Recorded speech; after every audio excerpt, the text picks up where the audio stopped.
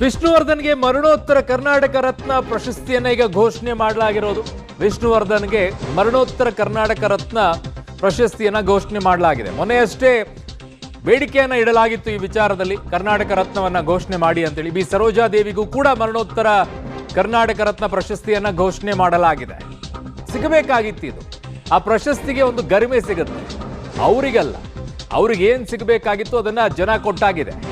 ಅವರನ್ನು ಎಲ್ಲಿಡಬೇಕಾಗಿತ್ತು ಜನ ಅಲ್ಲಿ ಇಟ್ಟಾಗಿದೆ. ಅವರಿಗೆ ತಲೆ ಮೇಲೆ ಮೆರೆದಿದ್ದಾರೆ ಅವ್ರನ್ನ ಇಟ್ಕೊಂಡು. ಆ ರೀತಿಯಾಗಿ ಕಲಾವಿದರವರೆಲ್ಲ ಹೃದಯದಲ್ಲಿ ಅವರಿಗೆ ಜಾಗವನ್ನ ಕೊಟ್ಕೊಂಡು ಕೂತಿದ್ದಾರೆ. ಆದ್ರೆ ಆ ಪ್ರಶಸ್ತಿಗೆ ಒಂದು ಗೌರವ ಸಿಗಬೇಕಾಗಿತ್ತು. ಈಗ ಬಿ ಸರೋಜಾ ದೇವಿ ಅವರಿಗೂ ಹಾಗೂ ವಿಷ್ಣುವರ್ಧನ್ ಅವರಿಗೆ ಮರಣೋತ್ತರವಾಗಿ ಕರ್ನಾಟಕ ರತ್ನ ಪ್ರಶಸ್ತಿಯನ್ನ ಘೋಷಣೆಯನ್ನ ಮಾಡಲಾಗಿದೆ. ಸರ್ಕಾರ ಒಂದು ಒಳ್ಳೆಯ ನಿರ್ಧಾರಕ್ಕೆ ಬಂದಿದ್ದಾರೆ. ಅಟ್ಲೀಸ್ಟ್ ಈ ವಿಚಾರದಲ್ಲಾದ್ರೂ ಕೂಡ ಇದರ